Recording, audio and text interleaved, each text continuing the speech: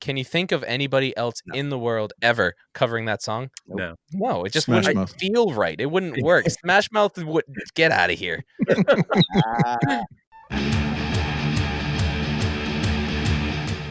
Welcome to Music Musing. Every once in a while, my brother George and I would have these conversations about music. Music is our passion, and it's a huge part of our lives, and we decided to share those conversations with you. So if you love music, sit back and enjoy this podcast.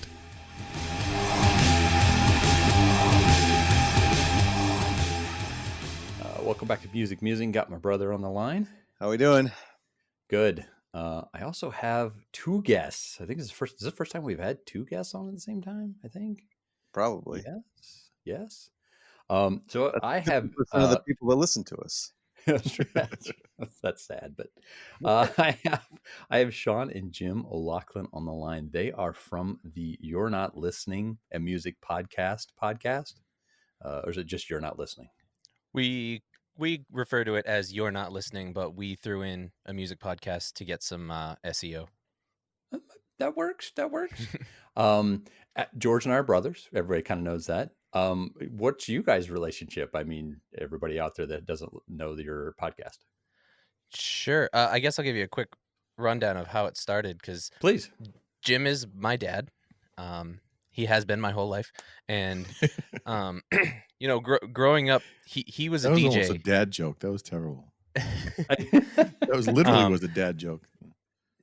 It was literally a dad joke. The most literal dad joke you could come up with. That's true. Wow.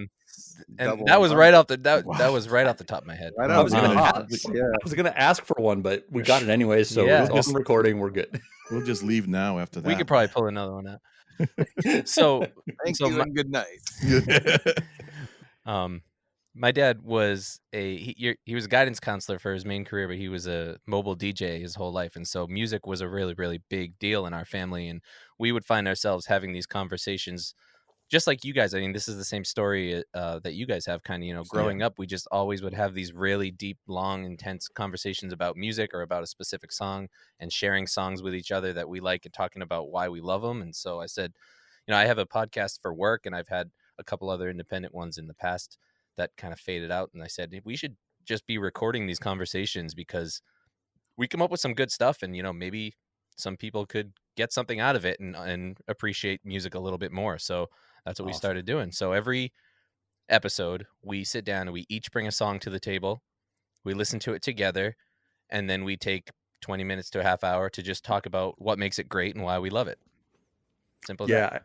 And I love the format. The format is really slick, where you basically talk about the songs. You open it up, you put it on pause and let people go listen to the songs, obviously for copyright reasons and stuff. But and then when you come back, and I do this too, I'm kind of faithful with it. I'll actually pause go out and find the songs. That's and good then come to hear. back. Yeah, no, I like the format. The format was really good. Thank you. But that's awesome. Same way with us. I mean, we just we had those conversations and we're like, podcasting is so easy right now. I mean, it's so just, you small setup, go in, kind of get, a conversation going, get it on a recording, and then, a little bit of post editing, but it's so easy to do right now. So, and it's great because it's such a young media. So it's kind of the Wild West, right? There's no rules or regulations in place yet. So you can kind of just, if you got a microphone, you can kind of do whatever you want. So we kind of came on today with an idea that Shaun, you and I have kind of kicked back and forth via text and emails for quite a while, that I think you guys even mentioned it on your show at one point in time about covers that should never be done. And, George and I he's probably going to differ a little bit on this for me, but we're fans of covers anyways. I like cover songs. I like people that do a really good job of cover songs, but there's just some out there that I go, there's no way somebody should cover this. It's got to be a sacred thing. Right. Mm-hmm. Yeah.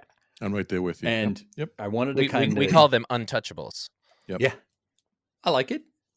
I think George and I were just talking before you guys came in that he had a hard time making a list because he loves all covers, right? Isn't that what you put it, brother? No, I wouldn't say that. I love covers. I love good covers.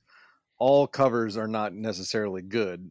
I appreciate the effort for most, but I do still have a core group of a few songs that are, like, listen, those really shouldn't be done. And even if they are, they're usually mediocre at best. I mean, sometimes it's the vocal performance or sometimes it's just the feel mostly, but for the most part, I mean, music is fluid for me. I think that there's an amount of validity to artists, whether they're in virgining stages or late in their careers that do covers.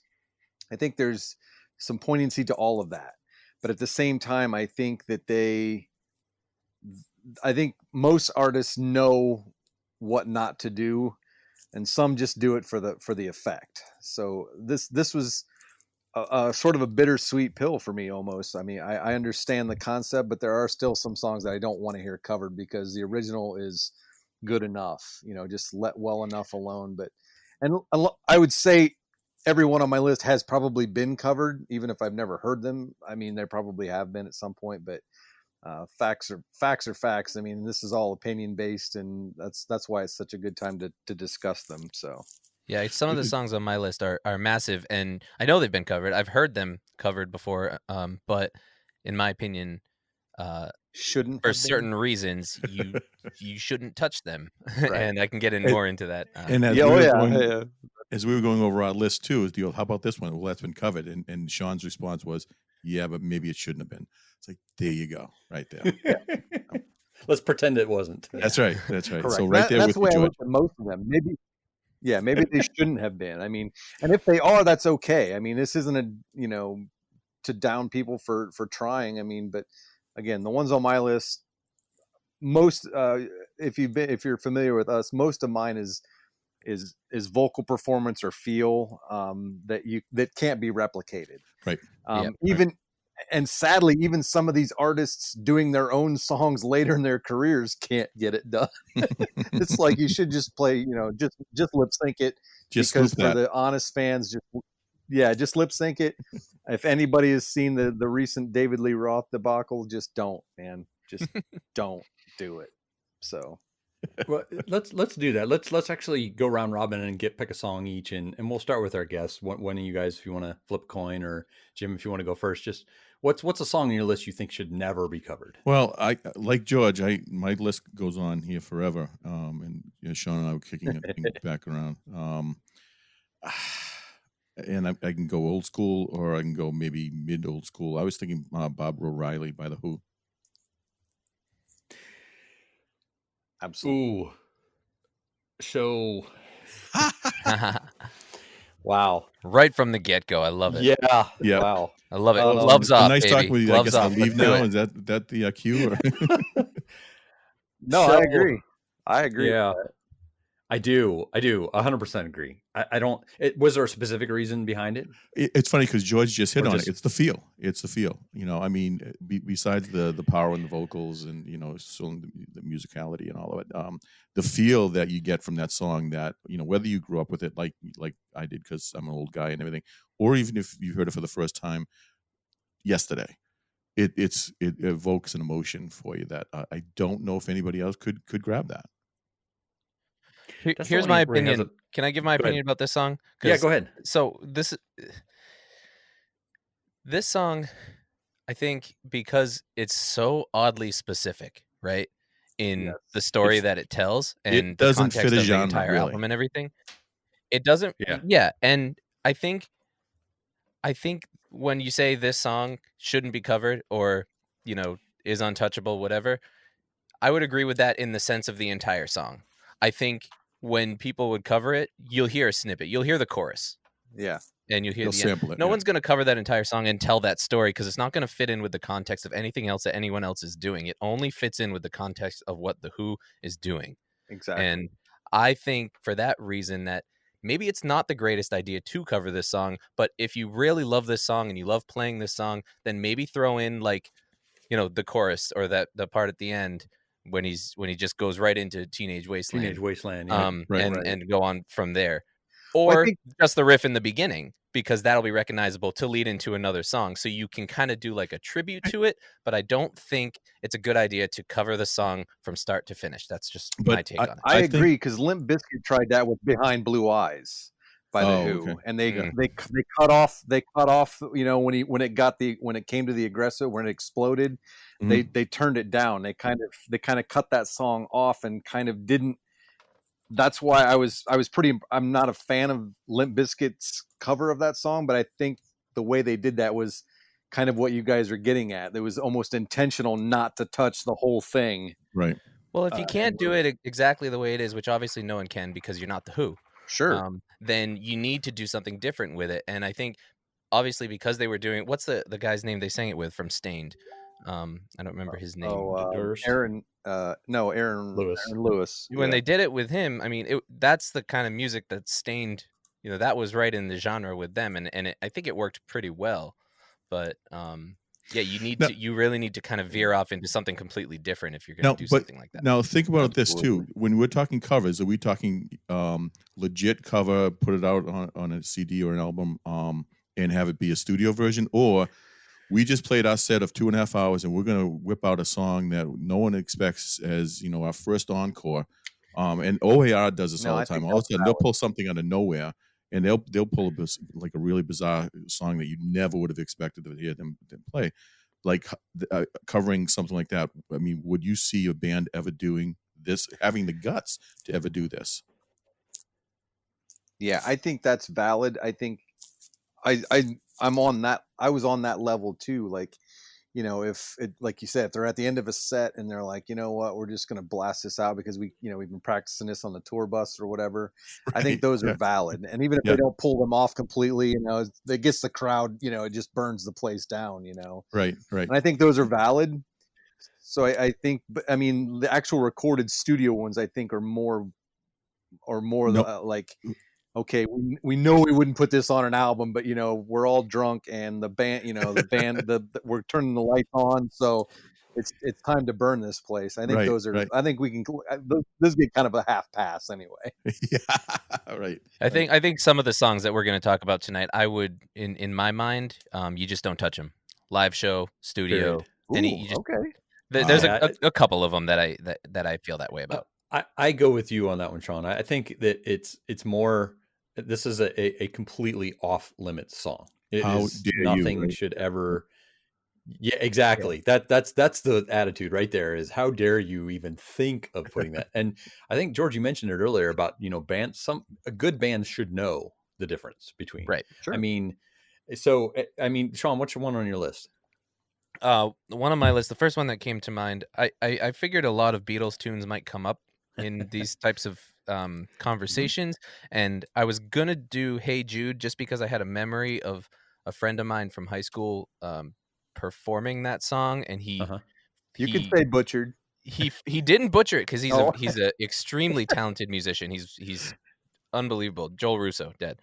But he messed up the words in one of the verses, and I went, how dare you? I was like, oh my God, why would you even attempt this? If you think that there's a chance in hell that you could possibly screw up the words for that song, do not play that song. But years from now, Joel, I'm going to tell Craig and I'm going to tell George, they are not going to be happy about this.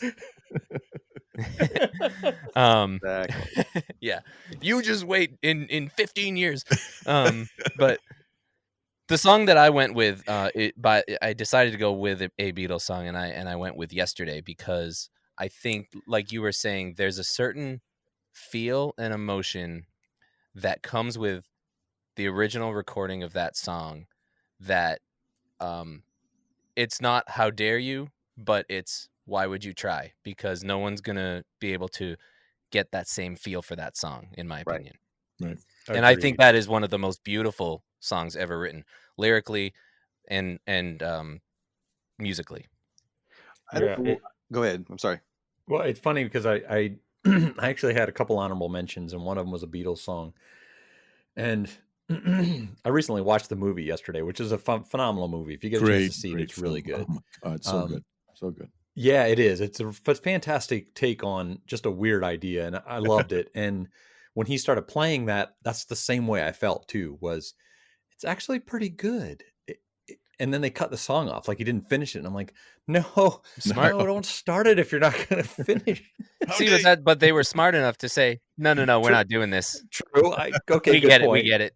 But I right. actually went to help. For me, it was such an iconic song for the times. For when that song came out, it was just before war and trying to get everybody to understand what was going on and to get those feelings out there. And that song, again, for me, I don't think I could hear a band do it. It's more poppy probably than any bands would want to do today anyways. But that's kind of where the Beatles song that fell on my list was Help. So good point. Was that an honorable mention or was that actually on your list? It was an honorable mention. Okay. So Okay. I'll turn it over to you, George. You can give me your... as far as honorable mentions, since kind of most of the Beatles, I had A Day in the Life was my Untouchable Beatles song. So I mean, we're all kind of in that epicenter. I mean, we like to refer to the Beatles as the British invasion and sort of the ground zero of rock and roll, if you will, sort of. But I'm going to beat Craig to the punch with Let There Be Rock by AC/DC. Dang it. You did. I cannot believe it's the same exact one on my list. That's funny. I figured, what are you guys, brothers or something? Yeah. You guys listen to the Dad, you stole my joke. I know. Wow. I know. What are you, my son or something? But well, well, hit it then, brother. I mean, I'm going to let you take it. No, there's, again, you can argue that it's about the feel. But that song like explodes right out of the gate. And Bon Scott, rest his soul, that guy at the end, the last verse there where he literally runs out of breath, going up the scale, and he like literally just like his voice just takes out, that's you can't, nobody can do that. Yep, nobody could do that. And that guy had a unique voice in and of itself, but there's very few people nowadays left that can even have that range, especially in rock and roll. But to have your voice, peter out there at the end, and just the song, finishes in this big crashing crescendo, and it's like, you know what? If anybody tries to do that, they're gonna get laughed out of wherever they are or whatever studio's like, look, dude, we're not even gonna put that on tape. You just take that to your, take that home with you, and pat yourselves on the back because you failed. Well, you when that almost happens, get like the you image said, where they're his voice standing there peters saying, out. "Really?" I'm sorry, Shaun. I stepped on. Yeah. No, I was gonna say, when you were talking about at the end there, when his voice he loses it. We've talked about this in our podcast before, where certain recordings you hear, there's a raw emotion that comes out, and you don't hear it often, but every once in a while you hear it, and you almost can feel what they're feeling in that moment. And it's usually in those little moments where their voice cracks, or they lose what they're saying, or they get out of breath or something, and you know that like it's not necessarily intentional, but it's coming from a place of like giving literally 150% and having nothing left in the tank, and you can never replicate that again. And I'm so thankful that that's what got recorded too. Yeah, right. That's the kind of recording. Good Going for the back producers to for the Who, capturing the end that. of Won't Get Fooled Again. Yes, exactly. You almost can't duplicate it. I mean, even if you try, even if you had that voice, even if you try to make it crack, it's one of those things that just doesn't. Now it's been done, because you can't do it on purpose. Yeah, exactly. No, yeah, you can't do it. There's the point right there. Right. Thank you for making that. That's exactly it. You can't duplicate it on purpose. And if you do, you're going to look like a fool, because then what's the point? Exactly. And that I'm going to fully admit, I am not a big AC/DC fan. I've never really been into the AC/DC Guns N' Roses type sound. Sure. But you have to admit that AC/DC has a way of getting this like large stadium sound in the studio. Absolutely. Which is hard to do. And we've talked about the Killers are really good at this too. Every song that they do sounds like it's being played at a massive festival or at Wembley Stadium when it's in the studio. And Muse does it. And AC/DC was able to capture that too. And if you can't do that, don't play AC/DC. Exactly. Yes. Exactly. Well, hey, give me another one off your list, Jim. Well, see, now you guys, it's dangerous because now you said, "Oh, here's the runner up," and everything. So I have 63 songs here. So sorry, George and I are just going to talk all night. Well, you know what? We just did the Beatles. So I'm going to stay close genre wise and in era wise, and I'm going to say "God Only Knows" by the Beach Boys.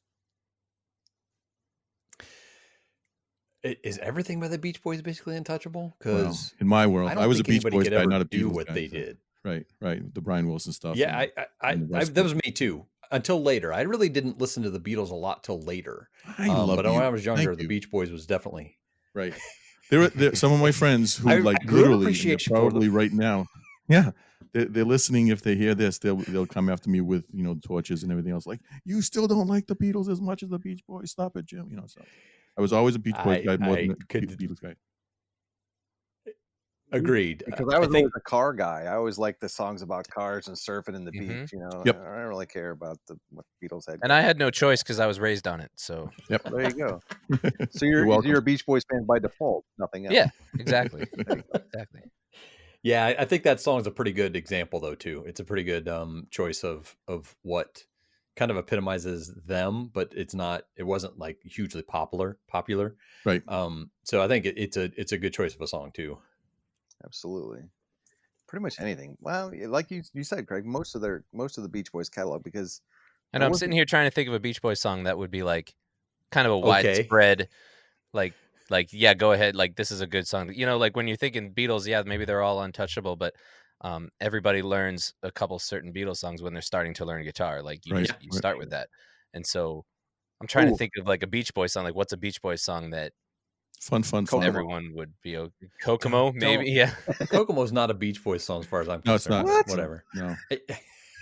Well, if you I don't know if you guys watch, there's a show out right now called What We Do in the Shadows, and they actually revealed that song is a old sea shanty from the 1700s, which is really funny. Oh, it's not true. Thank you. It's not a Beach Boys song. I hated that. Yeah, so much. the only bad thing is that Mike Love was around in the 1700s, so he probably remembers it. That's right. He probably did write it. I love Mike Love. Far off. Yeah. The sad part about that song is that was actually my prom song. Like for my school, I'm showing my age here, but that was actually the song that was the theme for my prom. Yeah. Wow. That's romantic, huh? Wow. I had a new hate for it. Moving on. Yes, moving on. Well, George took the big one off my list, but I'm gonna go for the one that's probably pretty obvious, and I know it's been done probably 500 or 600 times, but Hotel California should never be officially redone as a full song. No, there's too much in the feel and the singing. There's too much in that solo, that double solo at the end. There's too much in the reprise. There's so much in that song that makes it almost a journey that I don't think any other band could make that song feel the same. They could probably cover it note by note, but it still wouldn't feel like a journey. Yeah. The only time that it was okay that song was re-recorded is when they did the acoustic version on Hell Freezes Over. Hell Freezes Over. Yeah, right. Yeah. The only time that it's okay to have a re-recording of that song. Yeah. That was a beautiful arrangement too. I like the acoustic version. Absolutely beautiful. Way better than the electric version, if you will, or you're just sick of hearing that electric version. That's all. It is overplayed. Tomato, same difference. But yeah, I mean, I do like the acoustic better. So I used to have my first car was a 1970 Cadillac Sedan DeVille, and I called it the Beast. And on the back windshield, I had a bumper sticker that actually, Dad, that you got me, and it said, "They stab it with their steely knives, but they just can't kill the beast." Yes, that's fantastic. Are there pictures of that somewhere? Because I'll put that up on. Yeah. I'll track. Send me that. I think I got one over in Facebook. I'll track it down and send it off to you. That's awesome. I'm gonna put that up on there. Yeah, it was a big black. It was like 19 feet long and I think 9 feet wide. And awesome. it was all black sedan. Oh, I love that car. What else you got on your list then? With brocade purple interior as well. So.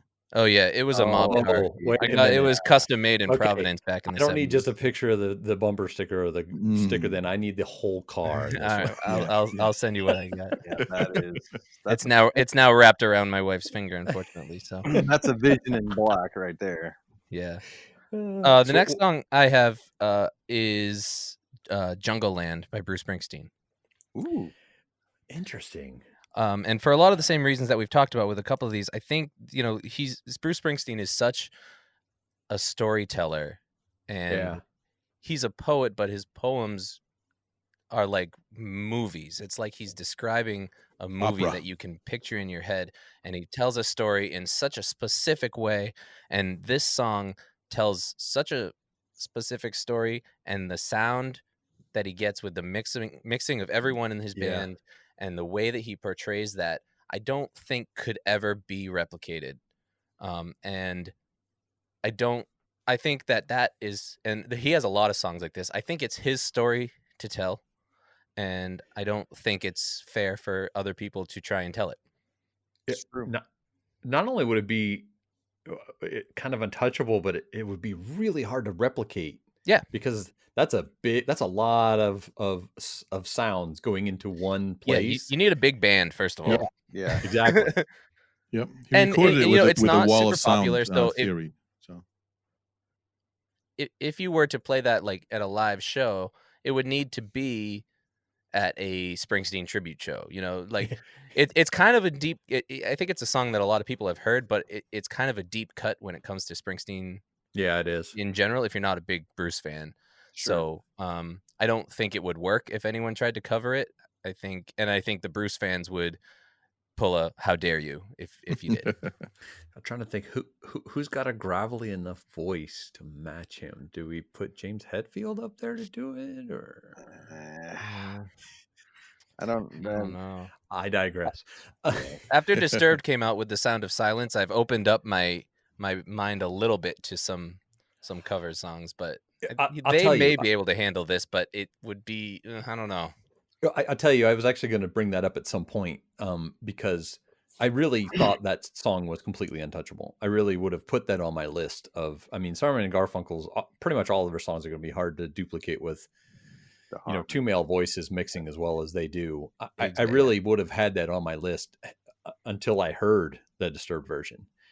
But you need to realize with that, excuse me, you need to realize with that it is so completely different, the sound from the original. They really, really made it their own. And if you didn't know that was a Simon and if you didn't know that was a Simon and Garfunkel song, you could just say that it's a Disturbed song, and people would be like, "Wow, that's just an amazing song that they wrote." Absolutely, because it was so different. I highly recommend everybody go listen to episode number 1 of You're Not Listening to Music podcast. So you can hear all about this song. Well played, son. Done. Check it off. Available on all podcast platforms. Exactly. And links to it in the notes when you guys check it out. There you go. George, what do you got? This one is based on, again, performance, but a lot of it is the simplicity that would be really hard to just to duplicate. It's Roxanne by the Police. Roxanne. Sorry. See, everybody does it, but nobody can do it. That's why. No, because they all sound like that. And sorry about that. Right. It's almost cliched. I mean, if you know anyone named Roxanne or whatever, we all do the same thing. I mean, we're all in that boat. But and yet it's also the guitar work in that is unbelievable too. That's going to be hard to duplicate. It's not just the singing and right.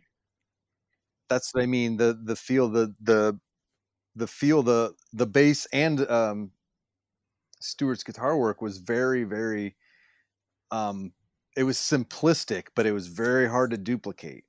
And the second verse, the bridge in the second verse, when again, like his voice sort of cracks where he tries to get that higher note, and it, everybody I shouldn't say everybody. I wait for that part that kind of solidifies, like, okay, yeah, that's them, and nobody else can do that type of feel.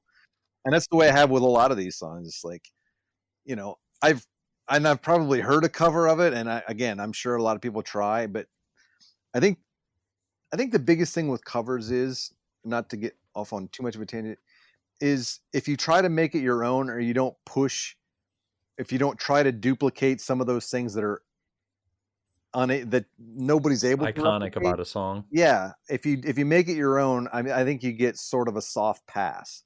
But if you really, really try to do what the to make it like the original, then I'm, especially a lot of these songs that we've already mentioned, you'll get a firm, arms crossed, nose in the air, turn my head, and no, I'm just not even going to listen to it. Yeah, you need to find that happy balance, though.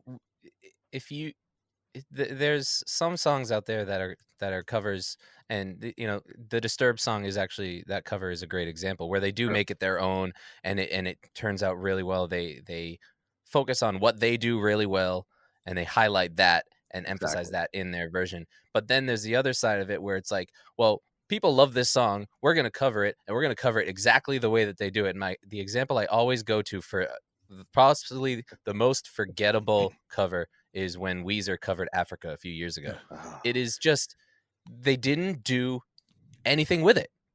We will totally have a quorum on that, because I am the same way. That song is, you could almost play them over top of each other and you wouldn't be able to tell. You wouldn't even know. Right. They did nothing with it. And it was really cool because I love Weezer. I grew up. Me too. That's when I was, in my formative years and turning 12, 13, 14, it was the early 2000s. It was like 2000, 2001, 2002. And so pop punk was everything for us. And Weezer was just in my veins all the time back then. Right. And so when I see, Africa is it's just such an epic song that everybody loves for a lot of different reasons. It's hilarious and awesome at the same time. Sure. And so when that cover came out, I was like, oh, hell yes, this is going to be awesome. And I listened to it and I was so disappointed, because you can't cover a song and do nothing with it, because then it's just boring. Then you're just listening to the song. Yeah. So like, you really need to find that happy medium of not going so far out where you ruin the song, but you need to make it your own. As we're saying tonight, are there times when like you shouldn't do anything because it's such an iconic song that if you did anything, even put your own spin on things, you would quote unquote ruin it? And as that image of George with our arms crossed and say, I'm not even going to listen. Yeah. Were they thinking that like we can't do anything because it's already such a great song, we're just going to cover it straight up? Well, I wonder if it's that's an example of, that's a great time to play that song at a show. Have a killer version of that song where you do it straight up exactly like the original recording, but you do that at a live show, people are going to eat it up. They're going to love it. Boom. And maybe they were doing that at their shows and said, hey, let's record this. Right. And then you recorded it and it's like, well, that's kind of really flat. Nothing really happened with it. So maybe that's what it is. Who knows? Yeah, I was thoroughly disappointed because when I heard it was like Weezer covered, Toto's Africa, I'm like, oh, I have to hear this. I'm like, yep. Wait, did I push? Did I get the wrong one? Or is that Toto or is that Weezer? I'm not really sure. And there's some very subtle differences, not enough to even listen to it a second time. I can tell you, but that's my feeling anyway. So I agree. My big question is Jim, if you were, are you still DJing, or is this? No, I stopped about a year ago. Okay. Which would you play this song, A, and B, would it be either one, or would you omit the Weezer version? I think when you're playing something iconic like that, you can't chance it. And I would probably do something like that maybe during Dinner by Toto, but it's not going to be something that's going to get people up on the dance floor. It's probably not going to be a first romantic song. Or late at night when they're really drunk. I mean, that's like playing, that's like song. Being at a wedding or like at a dance or something, and people are really drunk, and then you play a cover of Don't Stop Believin'. Like, get out of here. Right. Yeah.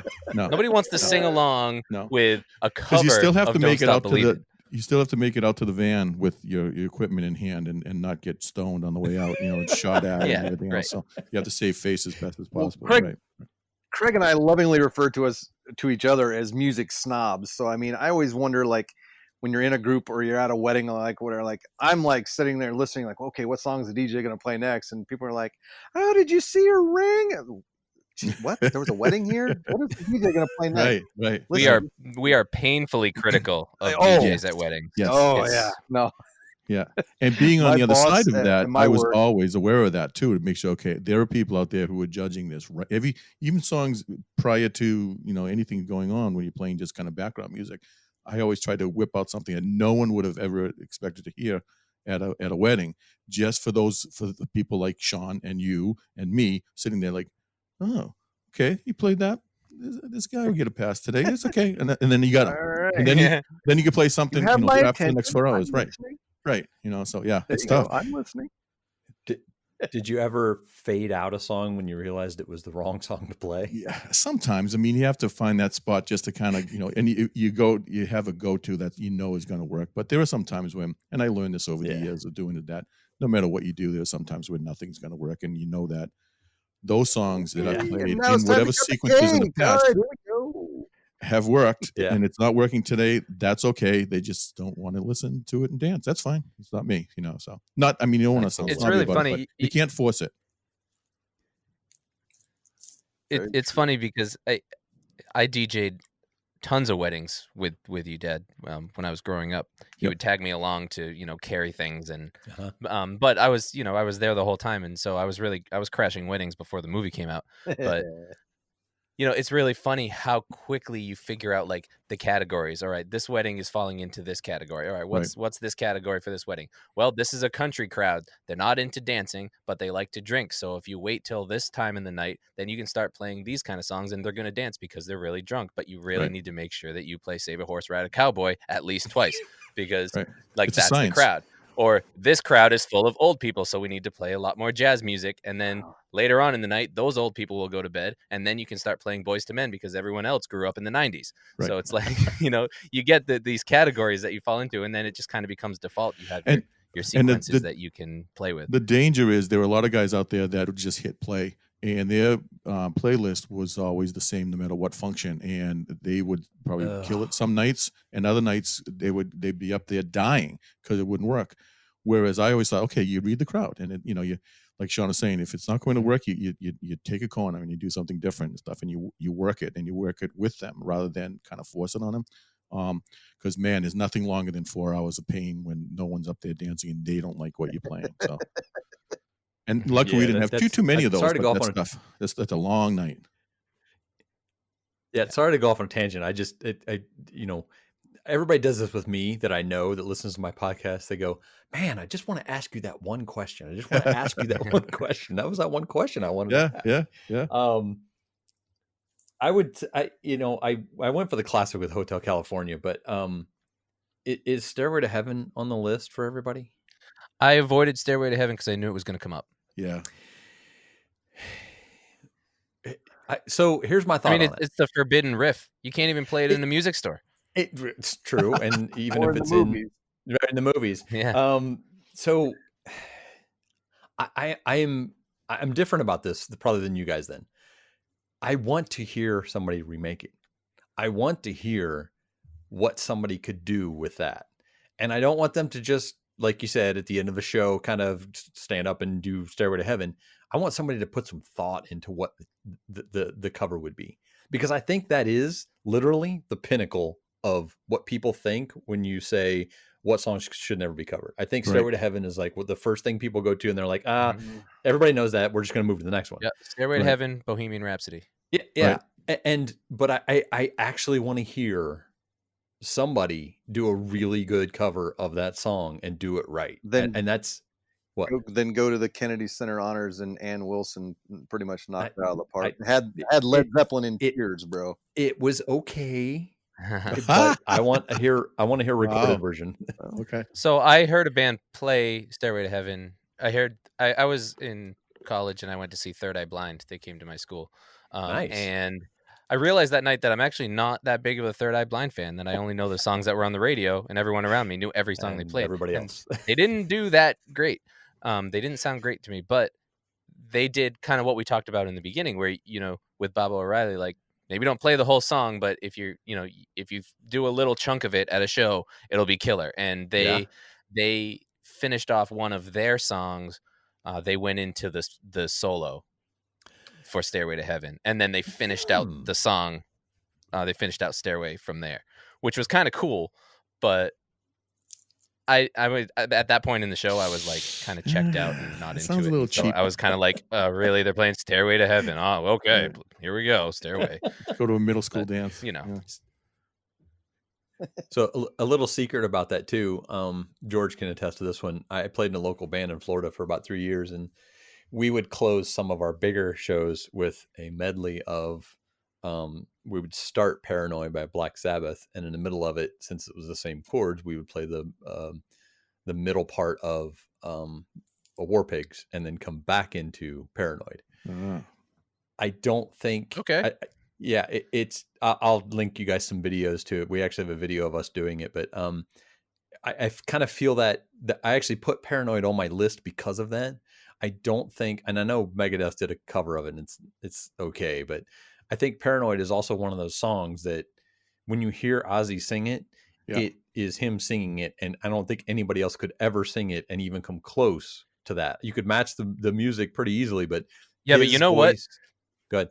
As a musician, what a fun song to play. Oh man, you don't understand. It's so much fun to play. I'll send you guys the link to the video because you can see the crowd just totally into it. And it's fun. It's easy. You can move around a lot because there's not much to it. Yeah. And it's a blast to play. But I did actually had that on my list because I don't think I could listen to another band covering it. But when you put it, like you guys said, at the end of a set, it feels really good. Mm-hmm. Yeah. I don't think Ozzy could play it that way now, obviously. So. No, I don't think so either. I'd love to watch though. Can I jump on that center too? Talk about Zeppelin. One of the songs that and I was thinking there's got to be some Zeppelin stuff, and I was trying to look past the Stairway to stuff. A song that has been covered by a band that I like it almost better than I know this is sacrilege because we all grew up as Zeppelin fans, but Hey Hey What Can I Do by Zeppelin off of, is that 2 or 3? Hootie and the Blowfish did an unbelievable cover of that blows it away. Yes.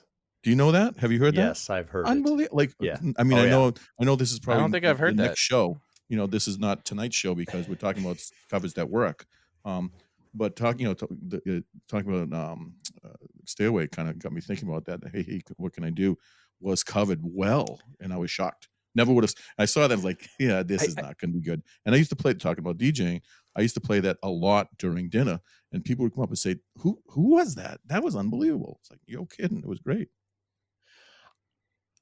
I think they took a page out of the book that we talked about before where it sounded like a Hootie and a Blowfish song. You make it your own. Yeah. They made it sound like a Hootie and the Blowfish song. Like it was, he didn't try making his voice sound like, a Plant or anything. He really just sang it as it was, if it was written by them.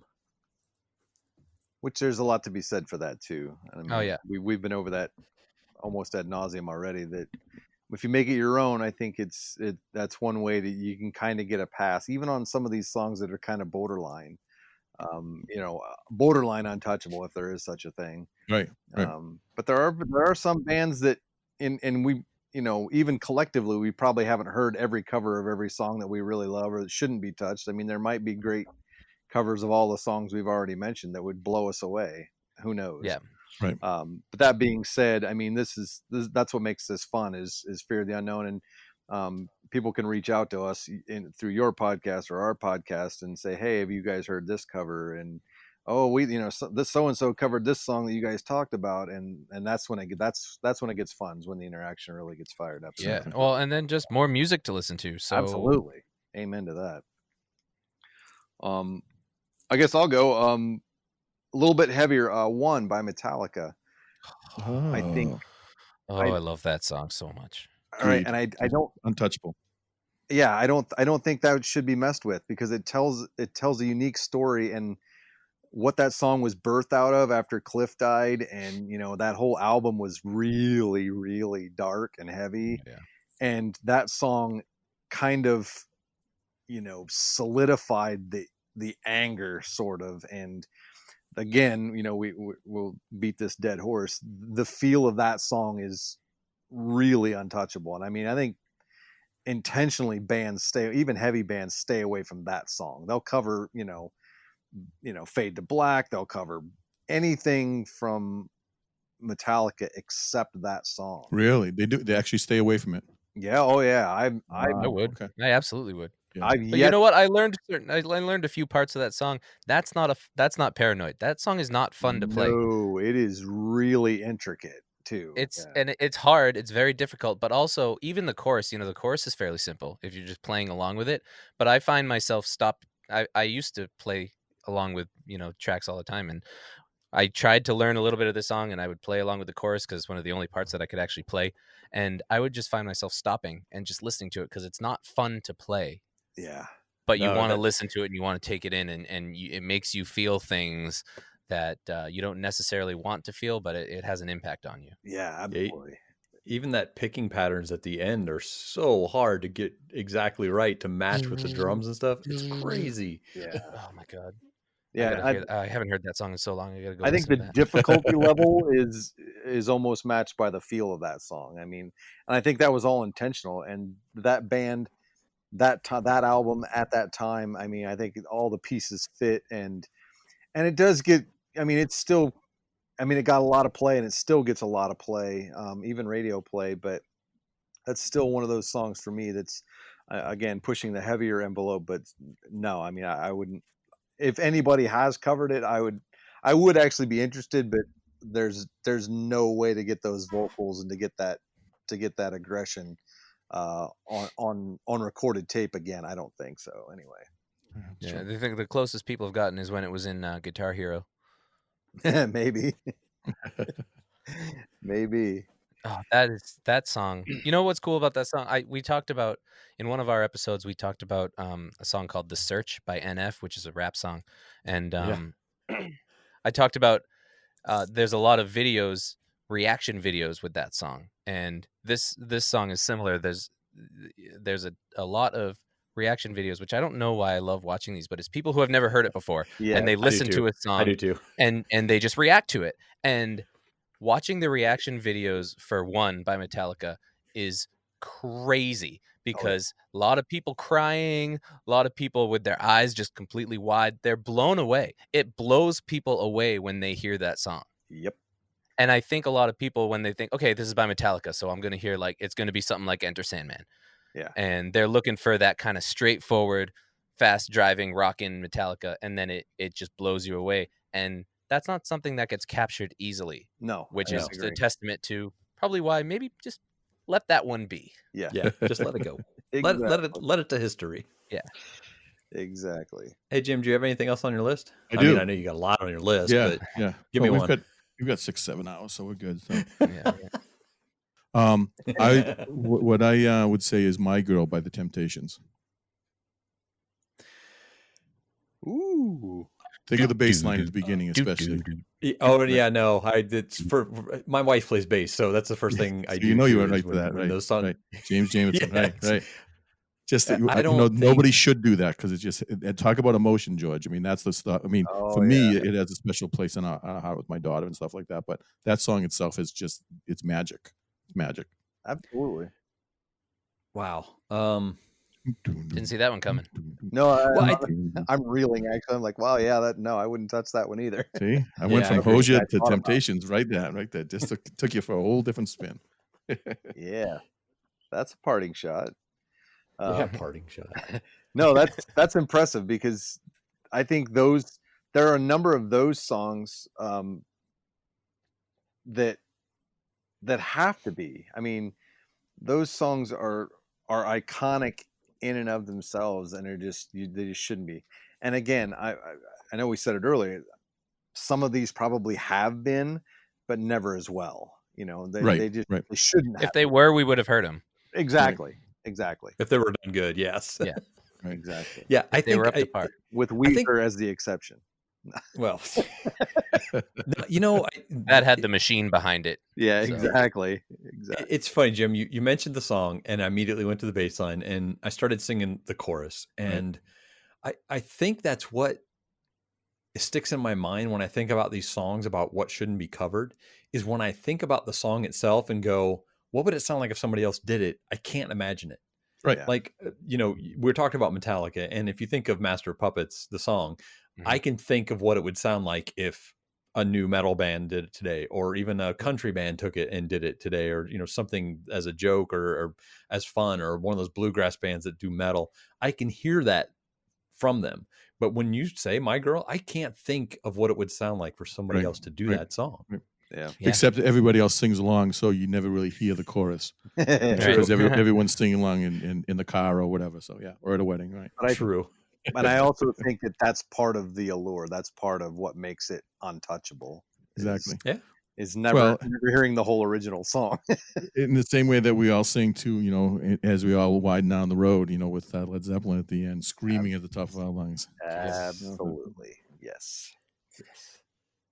I got one more on my list, and then a few, please. and then a few honorable mentions that we can Sure. talk about. But my last one that I wanted to bring up here is kind of a downer. Sorry, guys, but I think "Tears in Heaven," Eric Clapton, just and just on I subject think, matter alone.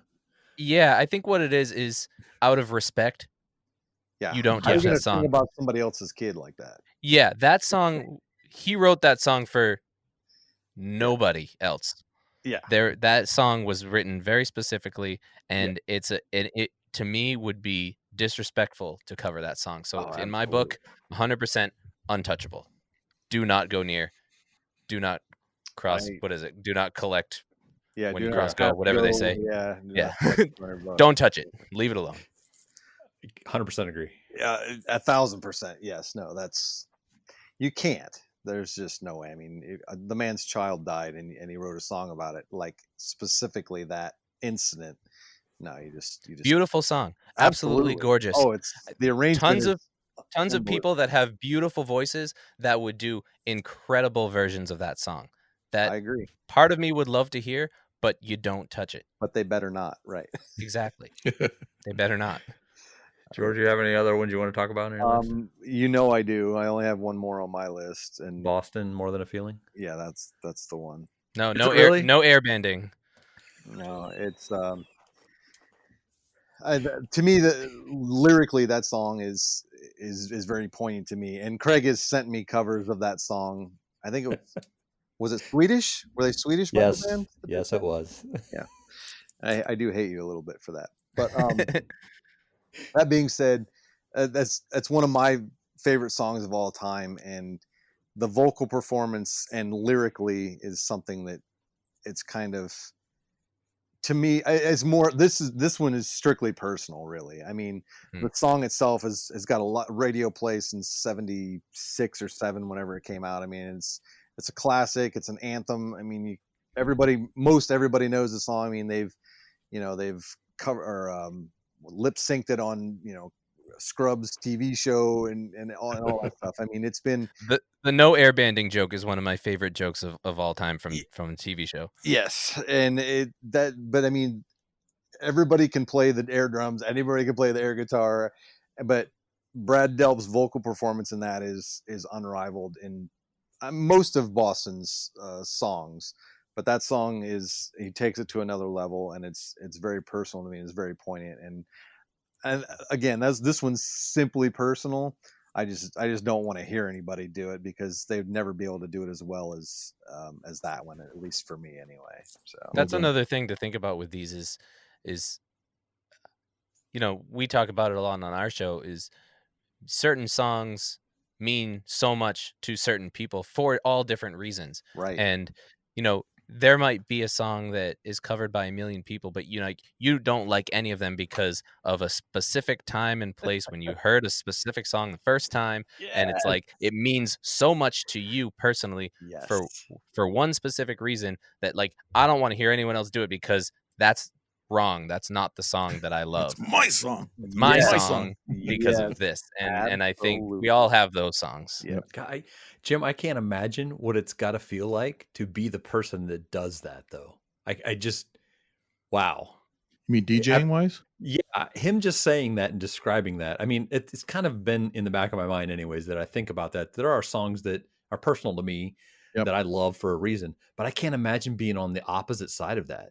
Yeah, of picking that. Well, the cool thing is that it's nice that you can kind of sprinkle in a little bit of your own personality, but when you're doing it, it's a gig and you're working it and you're doing it for the people that hired you. So you have to kind of take care of them first. But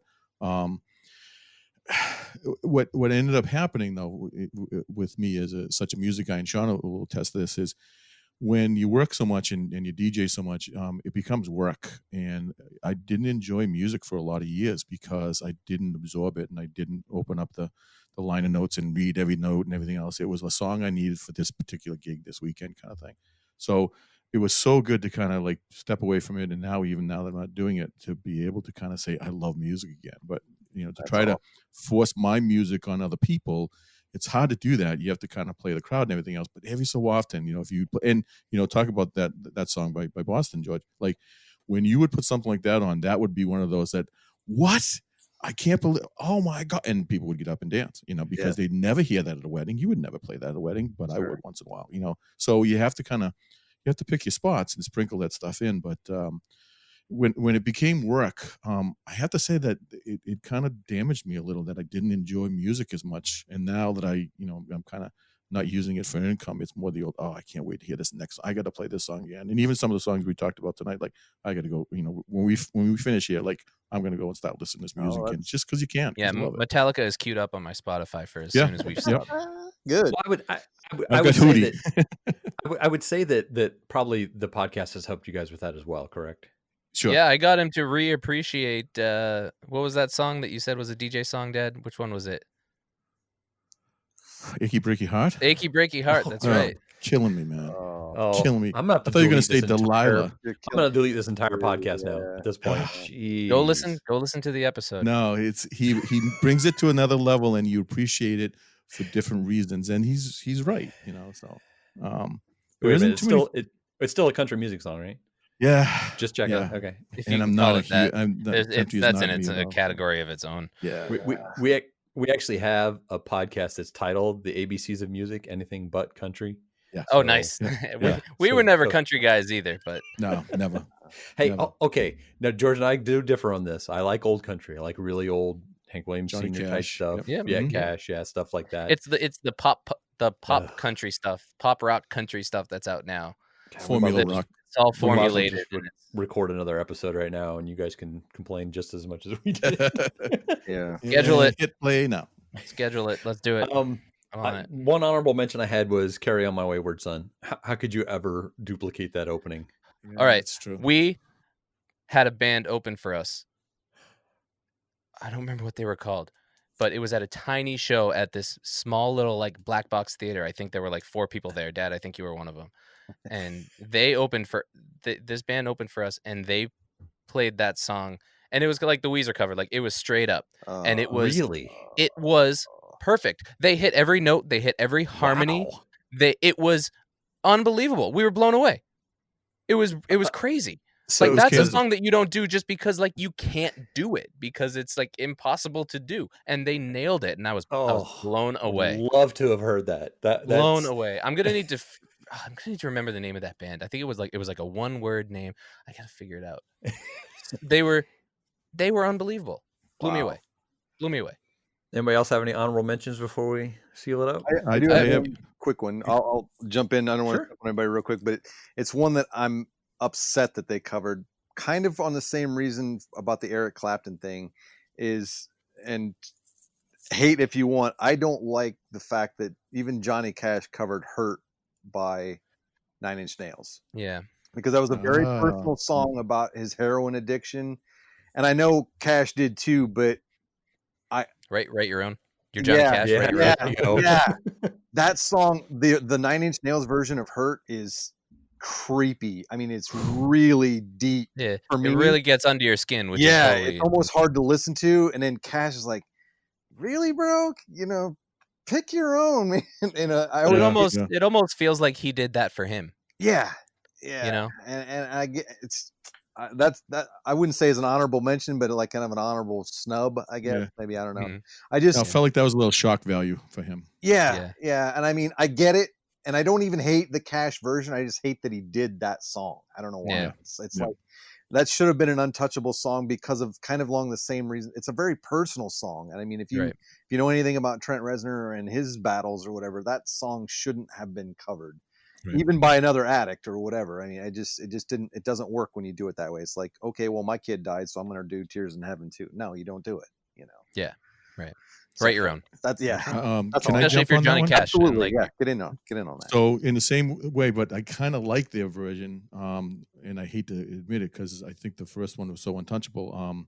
Is Romeo and Juliet by Dire Straits, Oh, and yes. that was done one by of the my honorable Killers, mentions too. and done I by the think that's one of Killers, the who I most think did beautiful a songs great ever job written. too. Yeah, Yeah. yeah, Mark Knopfler's guitar work is just sick. yep.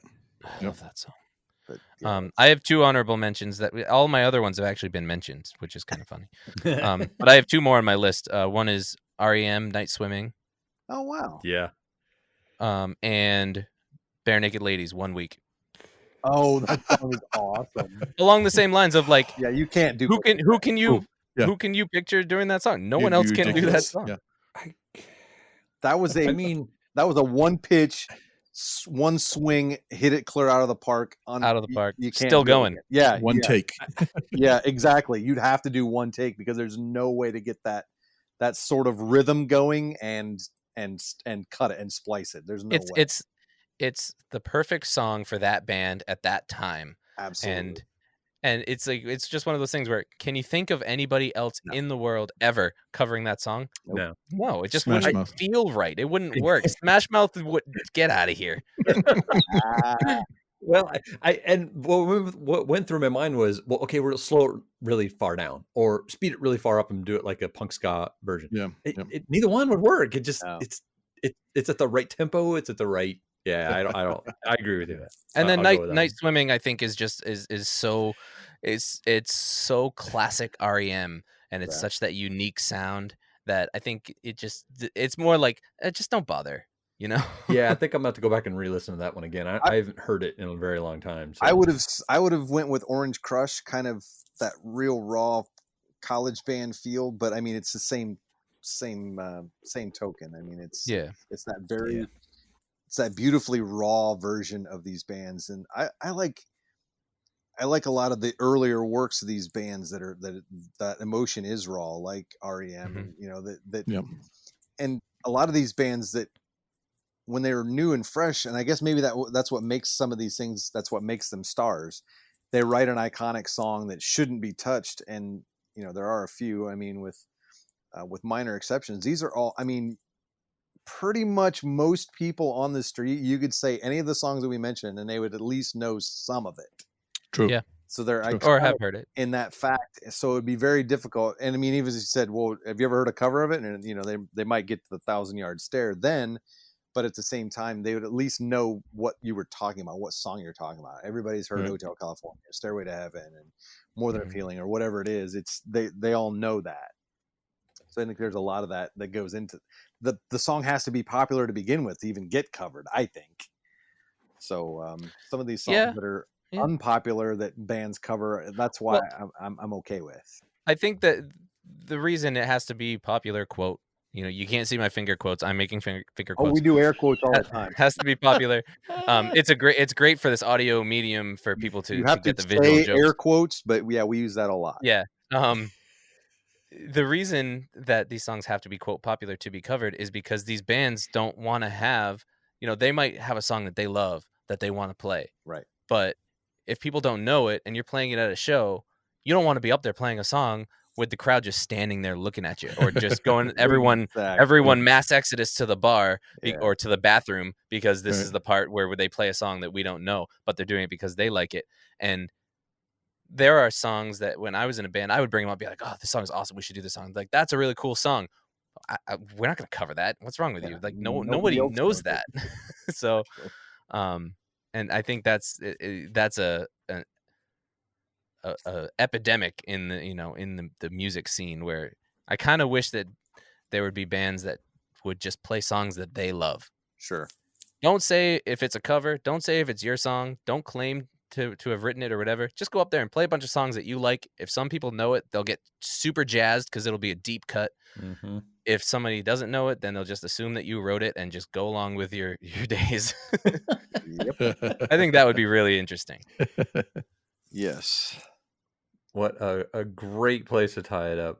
I dude, thank you both for being on the show. I really enjoyed this conversation. I could go on for like 3 hours about it. Me too. But Thank as you you for guys having us. know, you know, getting a shorter podcast gets people in. But yeah, I really enjoyed this. I definitely want to have you guys back at some point in time in the future. But tell me where people can find you guys. Where's your podcast? Where you got a link? You got emails? Spill it all out. Sure. So again, our show is called You're Not Listening, a music podcast. And we are on all platforms: Spotify, Stitcher, Swoot, Apple Podcasts, Google Podcasts, anywhere that you can get quality podcasts. Wherever you're listening right now, we are there. So search for us, subscribe, rate, and review. And you can contact us by going to our website at ynlpodcast.com, or you can find us on Twitter and Instagram at ynlpodcast, or you can email us. We couldn't get YNL podcast for email, so our email is notlisteningpod@gmail.com. We also have a Facebook page, so you can find us on there. We're everywhere. And we're trying to get better at social media. Neither of us are very big on social media, so it's kind of extra work for us. We're not good at promoting ourselves. Yeah, we're not good at promoting ourselves. We do it because we love talking about music, but we know we need to do some marketing. So we're definitely in that same boat, rowing in the same direction there. Yeah. Yes. Yeah. So please reach out to us. Please, let us know what you think, and give us any song suggestions or song stories that you guys have, or any of your listeners might have. Thank you so much for having us on too. It was awesome. Thank you. We'd love to have you on Oz. And we're up for it. Let us know. Thanks again, guys. We appreciate it, and we'll talk to y'all later. Thank you. All right, be safe. Yep.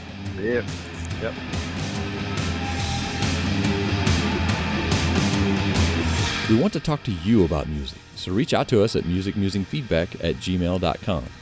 You can also find us on most social media sites by searching Music Musing or George or Craig Seibert, Sybert. And you can also find us on Twitter as MusicMusing_ as well. Thank you for listening to this Music Musing podcast.